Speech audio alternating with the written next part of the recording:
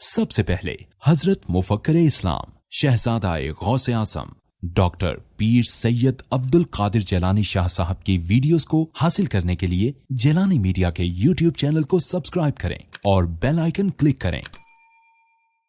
Videos اچھی لگے تو تھمز اپ دیں۔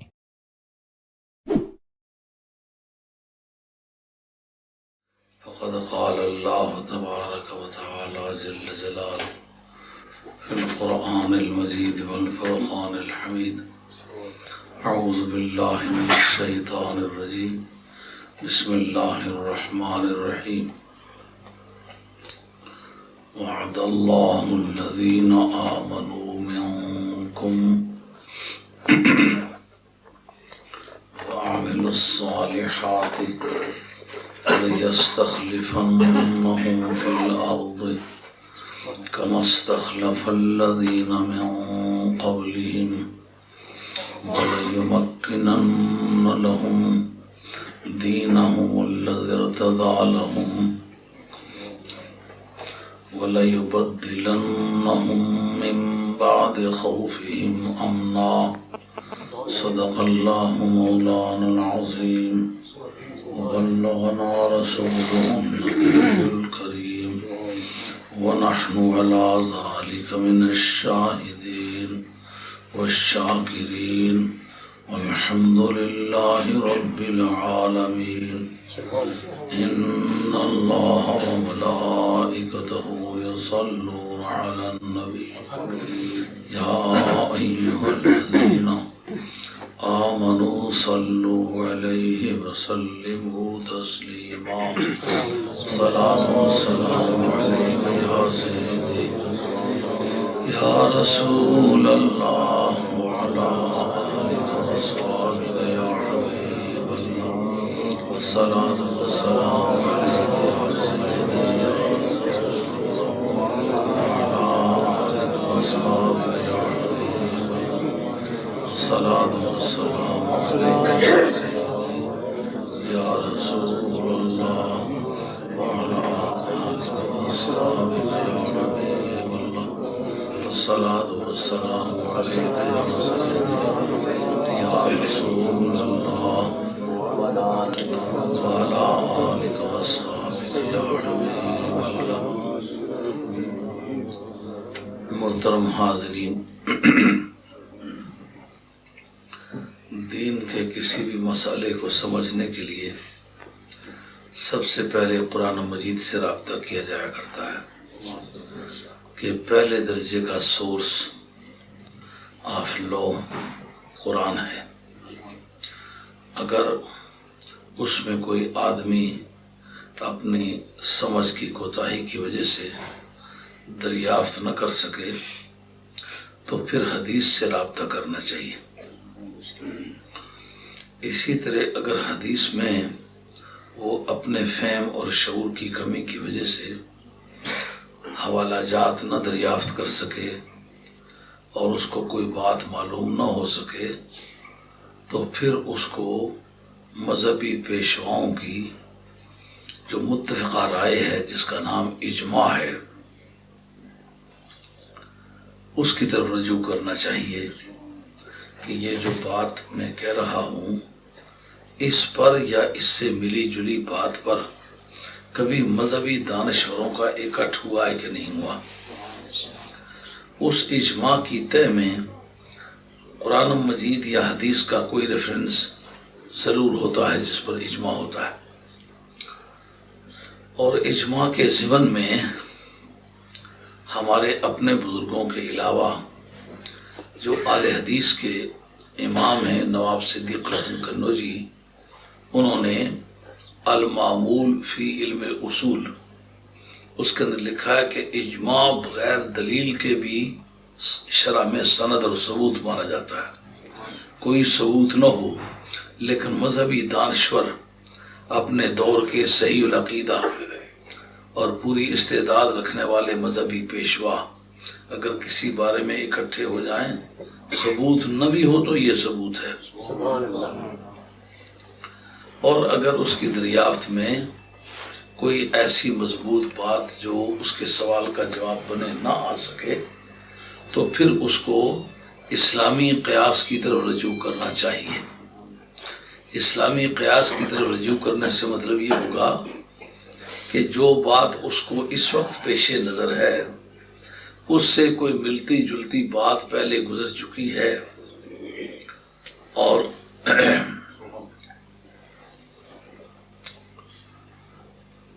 اس کے بارے میں کوئی فیصلہ آگے مذہبی پیشواؤں نے کیا ہوا ہے، اور فیصلہ کرتے وقت انہوں نے کوئی وجہ تلاش کر لی تھی جس وجہ سے وہ فیصلہ کیا تھا، وہ جو فیصلے کی وجہ انہیں معلوم ہوئی تھی وہ آج اس میرے معاملے میں بھی وجہ بطور وجہ کے موجود ہے، لہٰذا میں بھی اس کے بارے میں وہی فیصلہ کر سکتا ہوں جو پہلے ہمارے مذہبی پیشواؤں نے اس وجہ کو مد نظر رکھ کے فیصلہ کیا تھا۔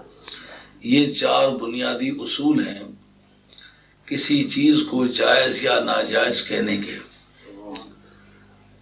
اور اس وقت ہمارے دور میں ایک مسئلہ خلافہ چل رہا ہے اور خلافت کی مختلف حیثیتیں ہیں۔ کاش کے وقت کوئی مناسب ہو اور پورا وقت قوم دے سکے اس کو بالاستیاب تھارولی خلافت کی قسمیں بتائی جائیں کہ کل خلافت کی قسمیں کتنی ہیں اور کس طرح کی خلافت کے لیے کیسا میٹیریل چاہیے، اور موجودہ جس دور میں ہم کھڑے ہیں اس دور کی خلافت کا نام کیا ہوگا اور اس کو کس طرح کا میٹیریل چاہیے ہوگا، اور کن حالات میں کس ملک میں کس سوسائٹی میں کس طریقے سے ہم خلافت کا مطالبہ کر سکتے ہیں۔ مگر مشکل یہ ٹھہرتی ہے، مسلمان بڑی ہمت والے لوگ ہیں کہ اس معاشی کشمکش کے دور میں کسی نہ کسی طریقے سے وقت نکال کے آ جاتے ہیں۔ بہرحال اللہ کے کلام کی برکت ہے، چند باتیں عرض کروں گا، آپ دھیان سے سنیں۔ اور پہلے وہ خلافت جو اسلام میں پہلی خلافت مانی جاتی ہے اس کی نیچر کو آپ سمجھیں کہ وہ خلافت مارز وجود میں کس طرح آئی۔ ایک طبقہ آج بھی موجود ہے جو کہتا ہے وہی خلافت ٹھیک نہیں تھی، تو اب ہم بحیثیت مسلمان کے یہ جاننے کے پابند ہیں، ہم اگر اس کو ٹھیک کہتے ہیں تو سچ مچ اس کے ٹھیک ہونے کا ہمارے پاس ثبوت ہے۔ جیسا حضور پرنور سرور عالم کے بارے میں ہزارہ اختلافات ہیں، لیکن ہم جو بھی بات کرتے ہیں آپ کو چھان کے صاف کر کے دلائل کی روشنی میں بتاتے ہیں کہ یہ قبر کا بھی معاملہ قیامت کا بھی معاملہ ہے، اور اسلام صرف قیامت کے لیے نہیں ہے، صرف اسلام دنیا کے لیے بھی ہے قیامت کے لیے بھی ہے۔ اگر اسلام صرف قیامت کے لیے ہوتا تو پیغمبر 2 ہوتے، ایک دنیا ٹھیک کرنے کے لیے ہوتا، ایک قیامت ٹھیک کرنے کے لیے ہوتا، ایک قرآن دنیا ٹھیک کرنے کے لیے ہوتا، ایک قرآن قیامت ٹھیک کرنے کے لیے ہوتا۔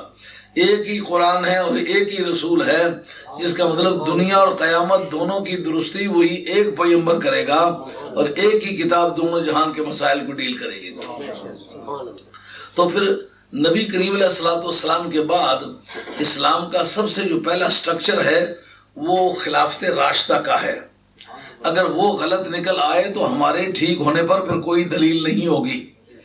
جو نبوت کی یونیورسٹی میں پڑھتے رہے ہوں اگر وہ سارے فیل ہو گئے ہوں تو بعد میں آنے والوں کا جو سلیبس ہے اس کے بارے میں کیا یقین ہوگا کہ یہ بھی ٹھیک ہو سکتے ہیں۔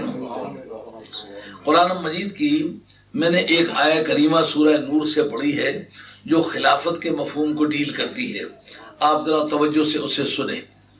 قرآن کہتا ہے وعد اللہ الذین آمنوا منکم، اللہ تعالیٰ نے تم لوگوں میں سے جو ایمان لائے ہیں اور کام اچھے کیے ہیں ان سے وعدہ کیا ہے۔ یعنی وعدے کی جو نوعیت ہے اس کے متعلق یہ جاننا ہوگا کہ یہ وعدہ ان لوگوں سے ہوا ہے کہ جن لوگوں کا عقیدہ بھی ٹھیک تھا اور عمل بھی ٹھیک تھا۔ اب وہ وعدہ جس قوم سے پورا ہوا ہوگا، وعدے کا پورا کر دینا ثبوت اس بات کا ہوگا کہ اس قوم کا عقیدہ بھی درست تھا اور عمل بھی ٹھیک تھا۔ اگر عقیدہ اور عمل دونوں ٹھیک نہ ہوتے تو وہ رب کا کیا گیا ہوا وعدہ ان سے پورا نہ ہوتا۔ بات سمجھ آ رہی ہے؟ بات کو کتنے ہی اصولوں کے ساتھ کہنا ممکن ہو، لیکن مذہبی پیشواؤں کی ڈیوٹی ہوتی ہے کہ سادہ سے سادہ زبان بولیں اور بات کو ذہن میں اتاریں، پیشانیوں کو چیک کریں کہ ریسپانسو ایٹیٹیوڈ کیسا ہے۔ ایک طبقہ ایسا ہوتا ہے جو سمجھتے ہیں کہ میں تقریر ایسی کروں کہ لوگ کھنچ جائیں اور مجھے سمجھیں کہ بہت لائق آدمی ہے۔ یہ بامقصد بات نہیں ہے، اور عمر گزری ایسی دشت کی سیاحی میں، ساری زندگی بیتی ہے، ان چیزوں کا حاصل کچھ نہیں، حاصل رضائے الہی ہے۔ سبحان اللہ۔ اور نبی کریم علیہ السلام کے بارے میں ایک کتاب ہے جس کا نام ہے شمائل ترمذی، اس میں ہے کہ نبی کریم علیہ السلام باتیں اتنی آہستہ کرتے تھے کہ ایک بات کی آدمی کے دل دماغ وہ پینیٹریٹ کر گئی، ایسے سرایت کر گئی، پھر دوسرا جملہ بولا، سنبھل گیا آدمی، بات سمجھ لی، دماغ میں اسے بٹھا لی، اب نئی بات اس وقت کریں جس وقت کہ اس کے دل دماغ میں پہلی بات بیٹھ گئی۔ اس سلسلے میں ترمذی شریف کے اندر ہے کہ نبی کریم علیہ السلام اکثر و بیشتر جملے کو 3 مرتبہ دہراتے۔ اب سرکار جیسا فصیح و بلیغ جس کے اس نے بلاغت کی قرآن قسمیں فرمائے، رب نے وہ مرتبہ تجھ کو دیا جو کسی کو ملے نہ کسی کو ملا، کہ کلام مجید نے کھائی شاہ تیرے شعر و کلام و بقا کی قسم۔ وہ بات کو 3 مرتبہ دہرائے، مطلب آلے مخاطب کو دیکھ کے کہ اس وقت اس کے دماغ میں یہ بات بیٹھی نہیں ہے، دوبارہ کہی، 3 مرتبہ کہی۔ تو عادتاً سرکار دو عالم علیہ السلام ضرورت محسوس ہونے پر 3 مرتبہ دہرا لیا کرتے تھے۔ اس لیے آپ سے یہ میں پوچھتا ہوں، جس وقت رب نے یہ وعدہ فرمایا ہوا ہے کہ وعدہ میں نے کیا کن لوگوں سے؟ جن کا عقیدہ ٹھیک ہے، کن لوگوں سے؟ جن کا عمل درست ہے۔ عمل اور عقیدے دونوں کو اکٹھا کر کے وعدہ کیا ہے۔ وعدہ کیا کیا ہے؟ لَيَسْتَخْلِفَنَّهُمْ فِي الْأَرْضِ، ایک وعدہ ان سے یہ ہے کہ زمین میں ان کو خلیفہ بنائے گا۔ ایک دوسرا کیسے خلیفہ بنائے گا؟ كَمَا اسْتَخْلَفَ الَّذِينَ مِنْ قَبْلِهِمْ، ان لوگوں کی طرح ان کو خلیفہ بنائے گا جس طرح کے ان سے پہلے لوگوں کو خلیفہ بنایا تھا۔ یعنی اگر حالات کی روشنی میں ان کو زمین کے اندر خلافت کا استحقاق، یعنی ایک ایسا نظام حکومت جس کو نبی کی خلافت، نبی کی نیابت، نبی کی ریپرزنٹیشن، الخلافت علی منہاج النبوت، جس کو تسلیم کیا جائے، وہ نظر نہیں آتی کہ اس میں اختیارات کی بھاگ ڈور ایک اکیلے شخص کے ہاتھ میں ہوتی ہے، اور وہ آدمی سینکڑوں آدمیوں میں جکڑا ہوا ہوتا ہے۔ کتاب اللہ اور سنت رسول اللہ کی باغیں اور ڈورے کھینچنے والے اس کی سوسائٹی میں مجلس شورا کے وہ ممبر ہوتے ہیں کہ کسی اپوزیشن کی ضرورت نہیں ہوتی، اس کے اپنے ساتھی بول کے کہتے غلط کہتے ہو، کیوں ایسا کیا ہے، قرآن سے ثبوت لاؤ، حدیث سے ثبوت لاؤ، اجماع امت پہ اس پر کرو، وغیرہ وغیرہ۔ تو ایک ایسا نظام حکومت اگر حالات کی روشنی میں ممکن نظر نہ آئے تو رب نے اس کی تسلی کے لیے سابقہ ریفرنس کوٹ کیے ہیں کہ اس سے بیشتر میں نے اس کی پریسیڈنٹس، اس کی نظائر، اس کی مثالیں قائم کی ہوئی ہیں۔ جب حالات اجازت نہیں دیتے تھے تو بادشاہوں کے تختے الٹ کے شہنشاہوں اور حکمرانوں کو کج کلا کر کے، تختہ کلا کر کے، ان کو تہو پھالا کر کے جا کر کے مسکینوں، بے کسوں، راہگیروں کو پکڑ کے تاج و تخت ہم نے عطا کیے ہیں۔ ہم نے کیا کیا کچھ اس کائنات میں نہیں کیا، جیسے پہلے لوگوں کو ہم نے خلیفہ بنایا ہے اسی طرح بنائیں گے، اور بنائیں گے ان کو جن کا عقیدہ ٹھیک ہے، جن کا عمل درست ہے۔ دوسرا وعدہ کیا ہے؟ وَلَيُمَكِّنَنَّ لَهُمْ دِينَهُمُ الَّذِي ارْتَضَىٰ لَهُمْ، اللہ کریم زمین میں ان کے دین کو اس طرح اسٹیبلش کر دے گا کہ دنیا دیکھے گی کہ ہاں دین کی مضبوطی اس بات کا نام ہے۔ لیکن کون سے دین کو مضبوط کرے گا؟ جو رب نے ان کے لیے پسند کیا ہے۔ اب جب دین کو اسٹیبلش کرے اس وقت ایک تو یہ پتا چل جائے گا کہ جن کے لیے کیا ان کا عقیدہ درست ہے، ان کا عمل درست ہے۔ دوسری بات یہ جو دین انہوں نے نافذ کیا ہے نا، یہ خدا کا پسند کیا ہوا ہے۔ اور اس کے بعد کا وعدہ کیا ہے کہ اللہ تبارک و تعالی زمین میں وَلَيُبَدِّلَنَّهُمْ مِنْ بَعْدِ خَوْفِهِمْ أَمْنًا، اللہ کریم ان کے خوف کے اور پریشانی کے اور ڈر کے جو ایام ہیں ان کو امن و امان میں بدل لے گا۔ اب ہم تاریخ کا مطالعہ کریں گے، جن دنوں خوف کے بعد امن و امان ہوا ہے وہ دن کون سے ہیں؟ وہ دن جب ہمیں دریافت ہو جائیں گے تو اس وقت کا دین دریافت کریں گے۔ دین دریافت ہو جائے گا تو دو چیزیں پتہ چل جائے گی، ایک تو امن والا وعدہ اس دور میں پورا ہوا ہے، اب یہ ان کے لیے پورا ہوا ہے جن کا دین خدا کا پسند کیا ہوا ہے، اور دین جن کے لیے اللہ نے پسند کیا یہ وہ لوگ ہیں جن کا عقیدہ بھی درست ہے، عمل بھی درست ہے۔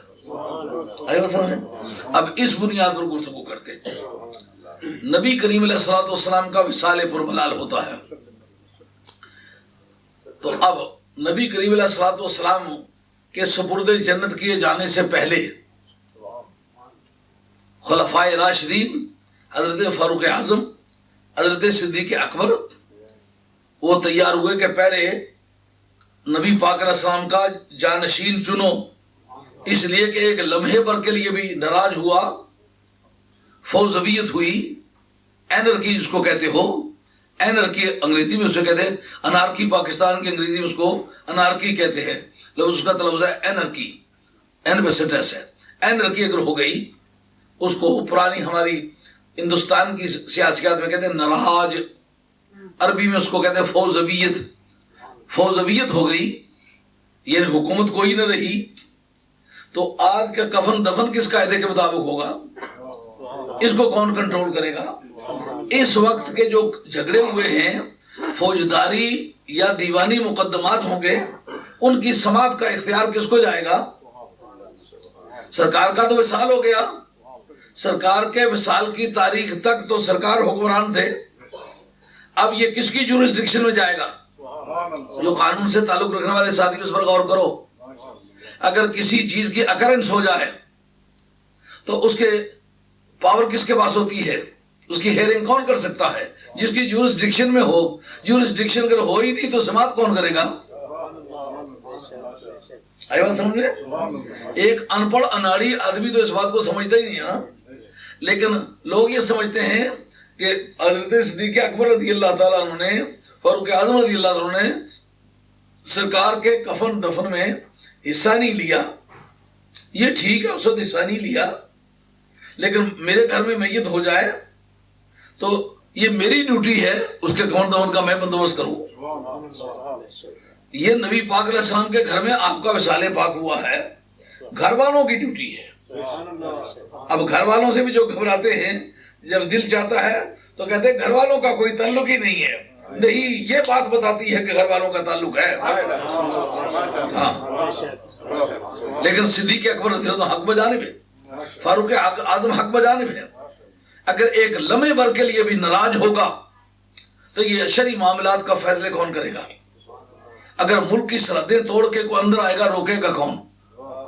اس وقت آرمی کس کو اوبے کرے گی؟ بات سمجھ آ رہی ہے نہیں آ رہی؟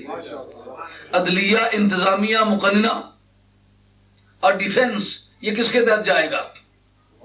آپ کے ڈپارٹمنٹس میں جو ہیں اگر ایک آدمی مر جائے تو پھر پہلے سے انہوں نے اس کا سیکنڈ لائن تیار کی ہوئی ہوتی ہے نا، اس کا جا بجا جو ہوتا ہے اس کام کو سنبھال لیتا ہے۔ تو سرکار تو علیہ السلام کی جگہ جا بجا کیوں نہیں تھا؟ وہ کیسے تھا؟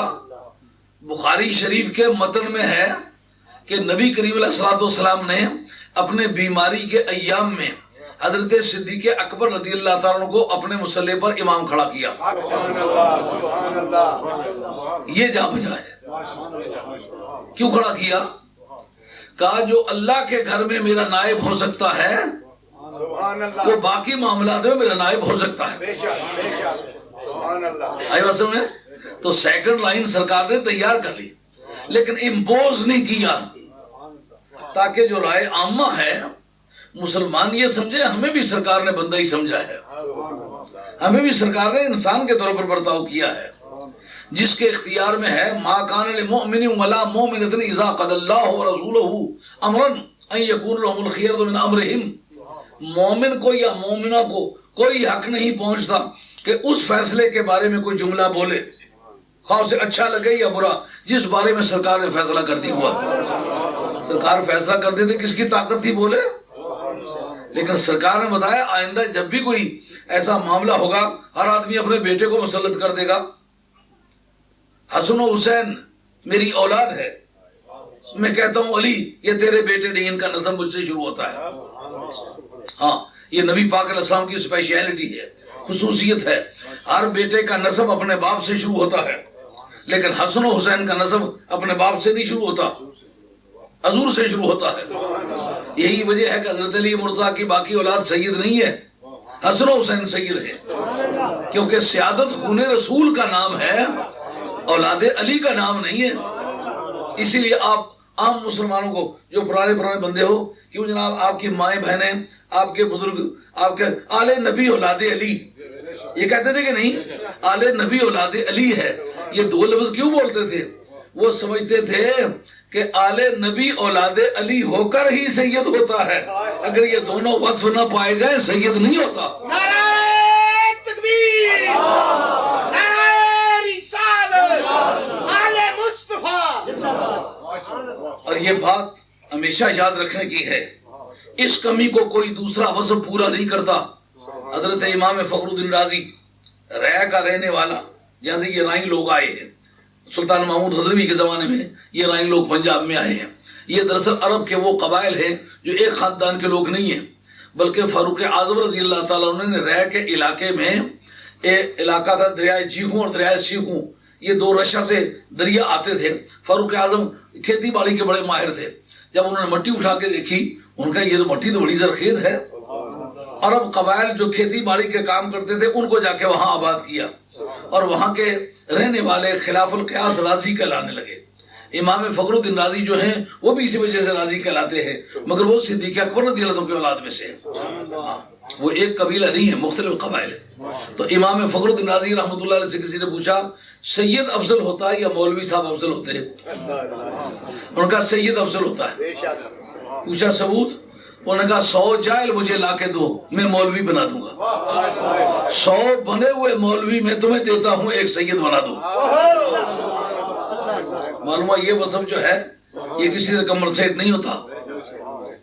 اور حسن و حسین موجود ہیں، کہہ سکتے ہیں کہ کچھ وقت گزرنے کے بعد ان کو خلیفہ بنا دینا، کہ اس کا نقصان یہ ہوگا کہ آئندہ کنگڈم شروع ہو جائے گی، جو فطری طور پر نسبی طور پر اقتدار منتقل ہوتا ہے، یہ کنگڈم کی تعریف ہے۔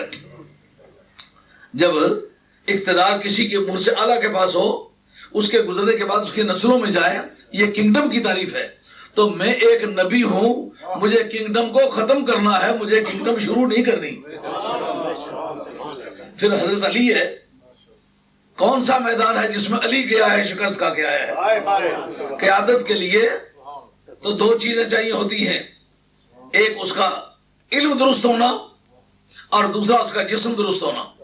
ثبوت زادہ بسطتاً فی العلم والجسم، جب جناب طالوت کی بادشاہی پر انہیں اعتراض ہوا کہ یہ تو ہمارا لیڈر نہیں ہو سکتا، اس کو ہم اپنا قائد تسلیم نہیں کر سکتے، تو قرآن مجید نے کہا زادہ بسطتاً فی العلم والجسم، ان کا یہ دست دباغ ہے، چمڑے رنگنے والا موچی ہے، ہم ایسے آدمی کو قائد نہیں تسلیم کر سکتے۔ پر ہم موچی ہے تو ہاتھ سے کما کے کھاتا ہے نا، چوری تو نہیں کرتا، اور چوری ہے بھائی یارو، رشوت لینا عیب ہے، جیبیں کترنا عیب ہے، دھوکے اور ٹھگی سے پیسے کمانا عیب ہے۔ ہاتھ سے کما کے کھانے والا القاسم حبیب اللہ، ہاتھ سے کما کے کھانے والا اللہ کا دوست ہے۔ رہ جاتی ہے یہ کہ اس کی مالی حالت اچھی نہیں، ان کا تھا لم یوت ساعۃ من المال، اس کی مالی حالت اچھی نہیں۔ پاکستان میں ہندوستان میں جب کوئی کینڈیڈیٹ کھڑا ہوتا ہے کہتا بڑا صاحب جائیداد ہے، تو صاحب جائیداد لوگوں کو لوٹ مار کر کے بنائی ہوئی ہے، اس سے تمہیں کتنا حصہ ملے گا؟ یہ بھی ایک بڑا روب ہے، بڑی شہدود ہے، بڑا دولت مند ہے، تو وہ دولت مند ہے تو تمہیں تو گھاس نہیں ڈالے گا. دیکھو کہ اس کے پاس جو صلاحیت ہے وہ کیسی ہے. زادہ بسطن فی العلم والجسم، علم اس کا ٹھیک ہے، ایمانداری کے ساتھ سوچنے کی قوت اس کے پاس ہے، اور جسم اس کا ٹھیک ہے، نقل و حرکت کرنا چاہے تو ایسا نہیں ہو سکتا میری لات دکھتی ہے، میرا سر دکھتا ہے، میرا پاؤں لنگڑا ہے. نہیں، جس طرف بڑھنا چاہے بڑھ سکتا ہے. تو معلوم ہوا جسمانی صلاحیتیں اور دماغی صلاحیتیں. سرکار کا یہ فرمانا انا مدینۃ العلم وعلی بابھا، خدا کی کائنات میں صرف علی ہے جس کے بارے میں یہ کہا، کسی کے بارے میں نہیں کہا. میں علم کا شہر ہوں، علی اس کا دروازہ ہے. علم میں بھی جواب نہ ہوا. اور ایسا کوئی مرد بتاؤ جس کو علی نے ضرب ماری ہو، کہے کہ جناب علی نے ماری تھی میں کھا کے کھڑا رہا، نہیں جس کو ماری ہو گیا. ایسا بھی کوئی مانے نہیں جنا جو کہے میں نے علی کو مارا تھا، علی گر گیا تھا. علی گرنے کے لیے پیدا ہی نہیں ہوا. نعرہ تکبیر، نعرہ رسالت، نعرہ حیدری، نعرہ حیدری، نعرہ حیدری. سبحان اللہ. بدر کی جنگ میں پہلا نعرہ مولا مرتضیٰ کا لگا اور لگایا جبریل نے. آج اعتراض ہوتا ہے یہ نعرہ علی شیعہ کی علامت ہے. شیعہ کلمہ پڑھ دیں تو کلمہ ہی پڑھنا بند کر دو. ہم ہر بدعقیدہ کے مخالف ہیں، لیکن اس کی بدعقیدگی کی حد تک. ایسا نہیں کہ اگر گھوڑے کو گھوڑا کہے تو ہم اس کی ضد کی وجہ سے گدھا کہہ دیں. نہیں، اس کی مخالفت کرنی ہے اس کی برائی کی حد تک، اس کی بدعقیدگی کی حد تک. جو بات وہ سچی کہتا ہے اس کی مخالفت نہیں کر رہی تھی. تلواریں چکا چاک چل رہی ہے اور تلواروں کے کلیش نے میدان کو سر پہ اٹھا رکھا ہے اور سرکار کے منظر اپنی نگاہوں سے دیکھ رہے ہیں. اور اس موقع پر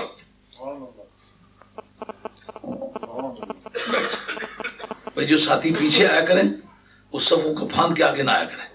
یہ ممنوع ہے نبی کریم علیہ السلام کی تعلیمات ہے.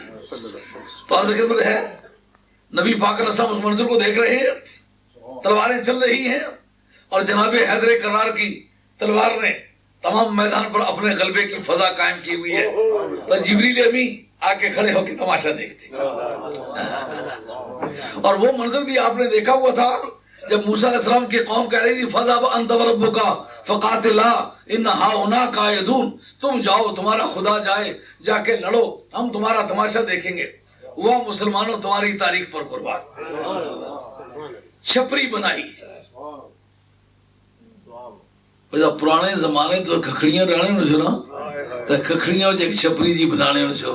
ہوں تو کدے بھی نہ مننے لگے چھپری بنانے اصل تو یارو بنانے اصل باڑیاں بھی جب ست رہی تو چھپریاں لیے یادگار کھکھڑیاں تو مانے رائے کھکھڑیاں گدڑا کی بھی چنگیاں لگڑیاں چندہ دینے ہو نا جتنے پیڑیاں کیدے والے سارے آ جان. اے تساں بھی سخی بڑے ہو. انہیں کوئی نہ تکنے کہ شیعہ ہے بابی ہے کونا سارے کی دینے. تو گیدڑ بھی آ کے وہ خربوزے کھا کر. وہ چھپری جو ہے نا اس کو عریش کہتے ہیں عربی زبان میں. اب جناب گرمی خوب جھوبنوں پر ہے، بدر کی جنگ چھڑ گئی ہوئی ہے. اب صحابہ کرام نے حضور کو چھپری ڈال کے دی. بظاہر تو چھپری لفظوں میں لکھا ہوا اتنا کوئی وزنی لفظ نہیں لگتا، بولتے وقت بھی دماغ کو اس کو اتنی زیادہ اہمیت نہیں دیتا.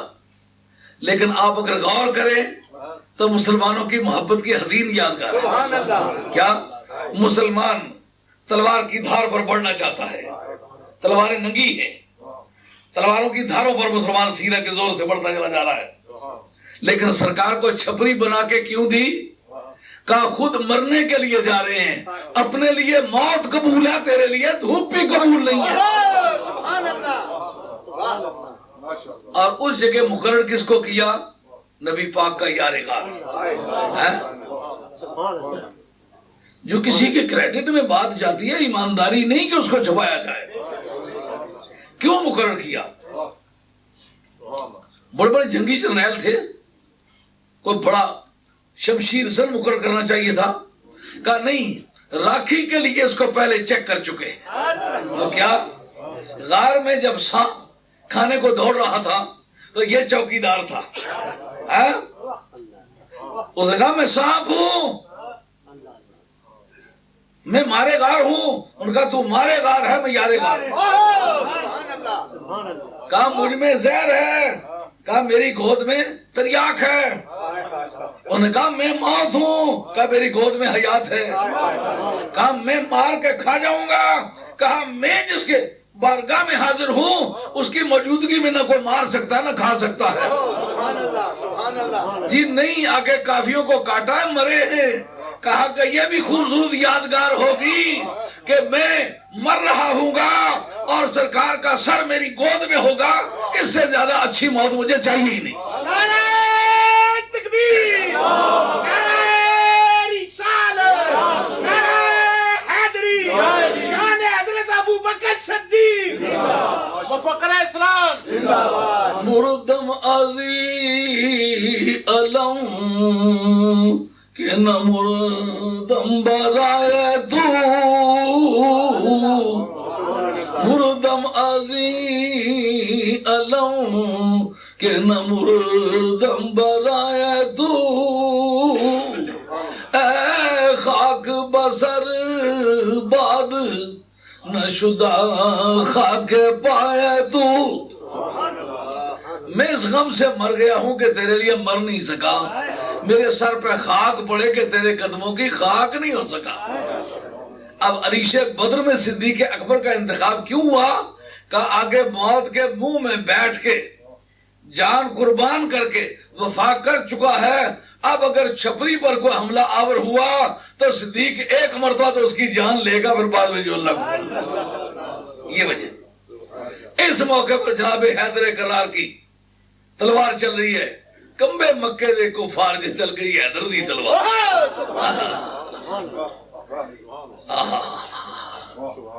جبریل امین نے وہ منظر دیکھا ہوا ہے کہ جب حضرت موسیٰ علیہ السلام کی قوم کہتی ہے تم جاؤ تمہارا خدا جائے، جا کے لڑو. ادھر حضرت جبریل امین نے جب حضرت حیدر کرار کی تلوار کے وار دیکھے، تلواروں کی چکا چاک میں بڑھتے دیکھا تو بولے لا فتح الا علی، لا سیف الا ذوالفقار، لا فتح الا علی، لا سیف الا ذوالفقار. امام مغازلی آپ کی کتاب مناقب امیر المومنین، امام قسطلانی سن وفات 923، آپ کی معابل الدنیا، جنگ بدر اور یہ واقعہ. اور تلوار علی مارا تو نعرے تواڑے ابے نے کس طرح لگانا.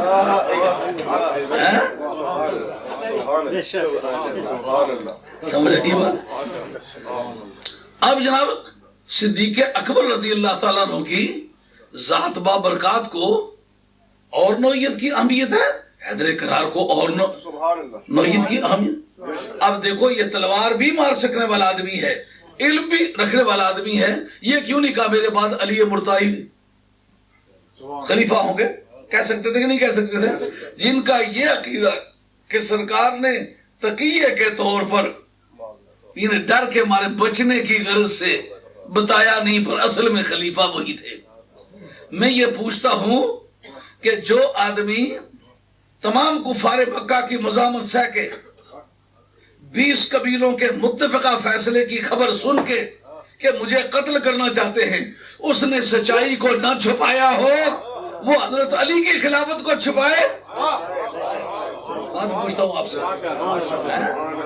اگر حضرت علی مرتضی میں ان کی اولاد میں سے ہوں، جس سے ہر بیٹے کو اپنے باپ سے محبت ہوتی ہے، مجھے اس سے کہیں زیادہ اپنے باپ سے محبت ہے، مگر ایمانداری تو یہ نہیں کہ کسی دھڑے کی بنیاد پر کوئی کسی سچائی کو وہ ٹویسٹ کر کے پیش کر دے.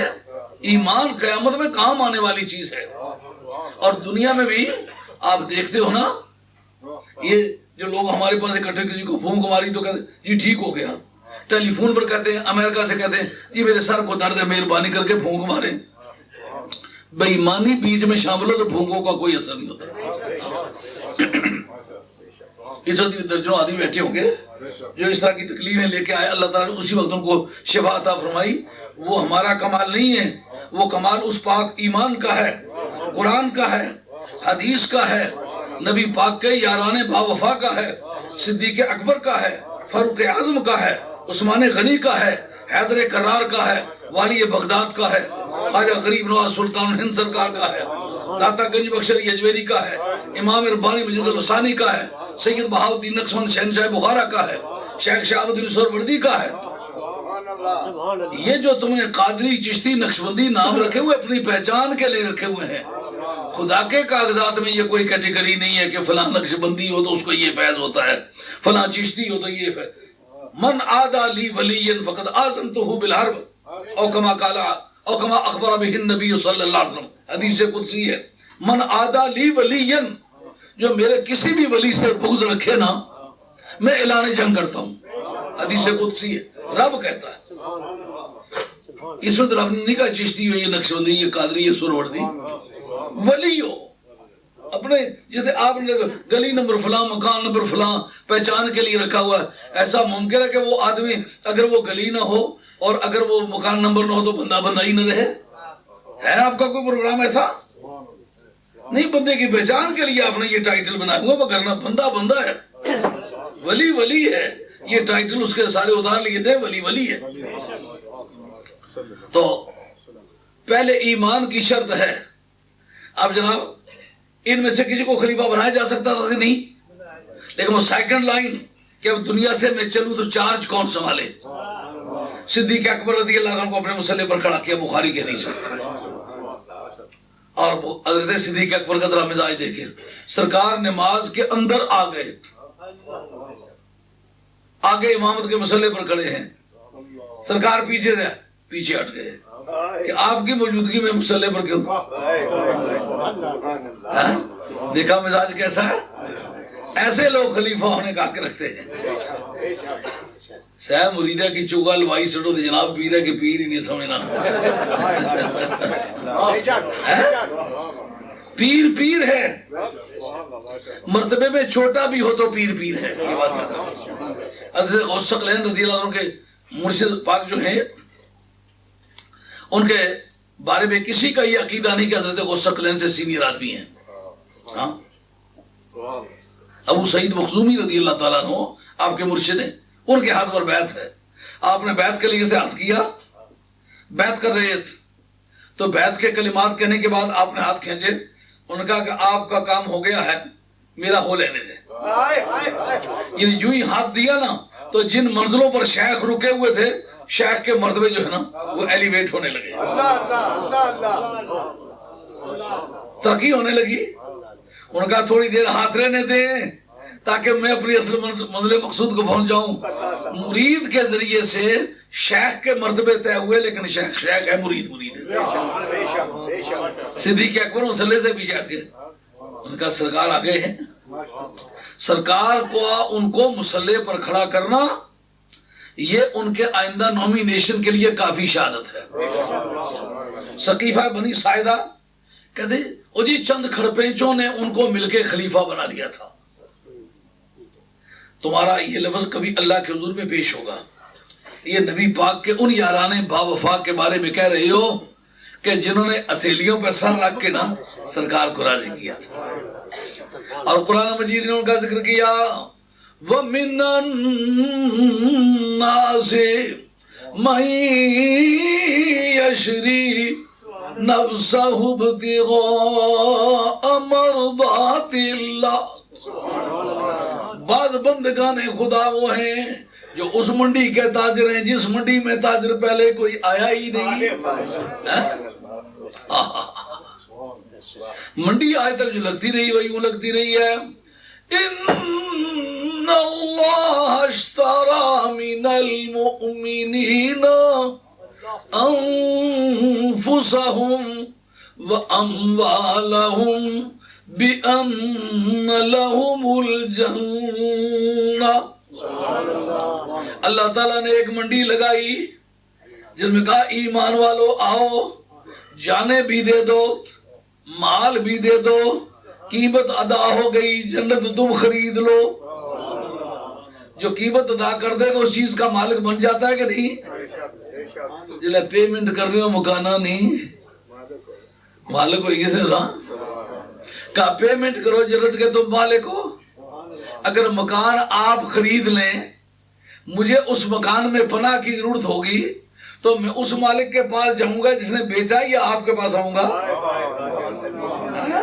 جو اس منڈی میں آئے اور انہوں نے جنت خریدی، اب اگر کوئی ان سے جنت مانگنے جائے تو حرج کیا ہے؟ خرید جو لی ہے۔ رب کریم نے فرمایا یہ میرے محبوب کے یاران با وفا اس منڈی کے تاجر نہیں ہیں۔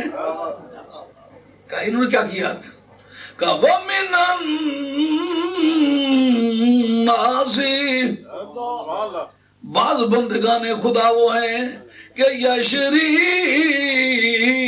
نفسہ ابتغاء مرضات اللہ، وہ کہتے ہیں مولا کریم جان بھی لے لے، مال بھی لے لے، جنت بھی رہنے دے۔ ہم نے یہ جانے یا مال جنت کے لیے نہیں پیش کیے۔ ڈر دوزخ دا بدکارانو چا جنت نے گو کارانو، ڈر دوزخ دا بدکارانو چا جنت نے گو کارانو، پر جڑا قیدی نبی دیاں زلفاں دا او دوزخ جنت کی جان۔ نعرہ تکبیر، نعرہ رسالت، نعرہ تحقیق، نعرہ حیدری۔ سبحان اللہ۔ اب یہ کہنا کہ وہ چند ایک کھڑپینچ مل گئے تھے، یہ تو وہ لوگ تھے۔ جبریل امین آ کر، پچھلے جمعے میں نے عرض کیا تھا، جبریل امین آ کے عرض کیا سارا سرمایہ حضرت صدیق کو واپس کرتے ہیں۔ ان کا جبریل عشق کی منڈی کا بھاؤ تیری اطلاع میں نہیں ہے، نہ عشق رکھو نہ دانت جبرائیلی ہاؤ ہورا کہ نشرہ صد مقام جستجورا۔ عشق کی آشنائی فرشتوں کو نہیں ہے، یہ بات یاد رکھیں۔ آسمانوں پر عبادت ہے، محبت نہیں ہے۔ محبت کی منڈی زمین پر ہے، محبت کی منڈی میں بکے ہوئے لوگ۔ ان کا مولا کریم ہمیں کچھ نہیں چاہیے۔ اب سرکار کے دور کی ایک تھی مجلس شورا، جن کا فیصلہ پوری امت کے فیصلے کے برابر تھا۔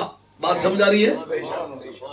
آپ کی اسمبلی جو آپ کی چنی ہوئی ہے، اگر وہ فیصلہ کوئی کر دے تو آپ یہ کہنے کی پوزیشن میں ہیں کہ ہمارے کو کوئی نہیں پوچھا، میں نہ راضی فلانے کی وزیر اعظم بنایا نے، یہ کہنے کی پوزیشن میں ہے۔ مجلس شورا جو سرکار کے دور کی تھی، جن کا فیصلہ پوری امت کے فیصلے کے برابر تھا، ان لوگوں نے حضرت صدیق اکبر کے ہاتھ پر بیعت کی تھی۔ کہنے والوں کا کہنا ہے کہ صدیق اکبر رضی اللہ تعالیٰ عنہ اور فاروق اعظم یہ خلافت کے لالچ میں پڑے رہے اور 3 دن تک نبی پاک علیہ السلام کا بدن مبارک ایسے بے گور و کفن پڑا رہا۔ اپنے لفظوں کی درستی کرو، یہ بے ادبی کا کلمہ ہے۔ آج تک میت کو 3 دن رکھنے کی اجازت کیوں ہے؟ کہ ان لوگوں نے 3 دن رکھا۔ اگر مسلمان اس کو برا سمجھتے تو کسی دن کو شخص کو 3 دن تک رکھنا ناجائز سمجھتے۔ انہوں نے زیادتی پیغمبر کے ساتھ کی تھی تو ہم کہ عام آدمی کے ساتھ زیادتی نہ کریں۔ ایک وجہ یہی وجہ ہمارے فقہا لکھتے ہیں کہ اگر کوئی آدمی بغیر جنازے کے دفن کر دیا جائے تو 3 دن تک اس کی قبر پر نماز جنازہ پڑھی جا سکتی ہے۔ کیوں؟ کہ 3 دن تک باڈی خراب نہیں ہوتی۔ وہی فیصلہ بنا ہے آئندہ امت کے عمل کے لیے۔ 2 باتیں ہو گئی۔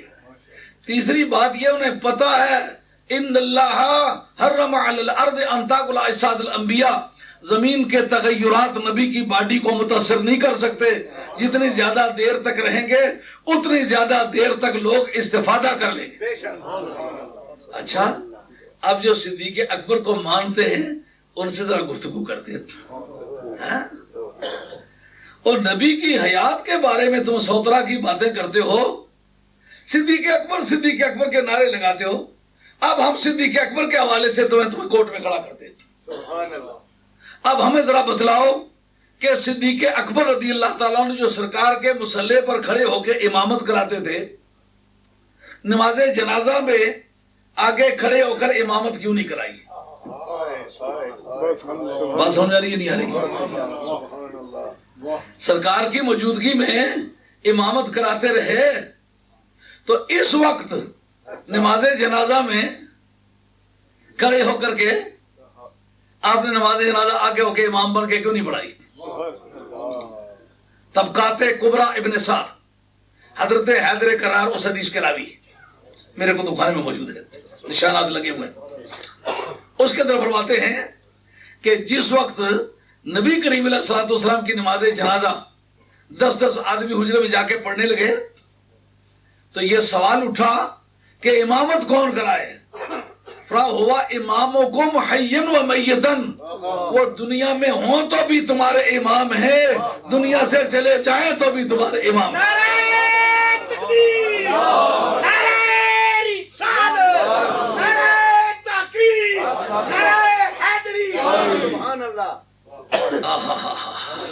حضرت صدیق اکبر رضی اللہ عنہ خلافت کے معنی سمجھ میں آئے؟ خلیفہ مجلس شورا نے بنایا ہے، جن کا فیصلہ سرکار کے دور میں پوری امت کے فیصلے کے برابر تھا، انہوں نے ان کو خلیفہ بنایا۔ یہ کڑپینچوں کی بات رہی۔ نبی پاک علیہ الصلوۃ والسلام نے جس لیجسلیٹو کاؤنسل کو پوری امت کی ریپرزنٹیشن عطا فرمائی تھی، ان کا فیصلہ پوری قوم کے فیصلے کے مترادف تھا، انہوں نے مل کے حضرت صدیق اکبر کو خلیفہ بنایا، لہذا ان کی خلافت ویلڈ ہے۔ جی اب جس ان کو خلیفہ بنایا تو یہ ثابت ہو گیا ان کا عقیدہ بھی درست تھا، ان کا عمل بھی درست تھا، کیونکہ رب نے وعدہ ہی ان سے کیا ہے جن کا عقیدہ درست ہے، جن کا عمل درست ہے۔ آئی بات خیر؟ ٹائم یار ختم ہو گیا، کیا کریں؟ چلو کم استخلف الذین، اس طرح خلیفہ بنائیں گے جیسے پہلے لوگوں کو بنایا تھا۔ اس پر گفتگو انشاءاللہ آئندہ جمعے پر کرتے ہیں۔ دعا کریں ذرا میری صحت بھی ٹھیک ہوا ہے، مجھے دل کی تکلیف ہے۔ میں آج بیماری کے عالم میں نے ساری یہ باتیں کی ہیں، مگر یہ کوئی اللہ تعالیٰ کے دین کی برکت ہے۔ جب کوئی دین کی بات کرتا ہوں تو الحمدللہ طبیعت حاضر ہو جاتی ہے۔ معلوم ہے محبت میں جھوٹا ہے، محبت میں سچا ہوتا تو کبھی نبی کا عیب نہ سنتا نہ سناتا۔ یہ انبیاء علیہ السلام کا کام ہے۔ تو حضرت صدیق اکبر نے انبیاء کے پلیٹ فارم کا حق ادا کیا ہے۔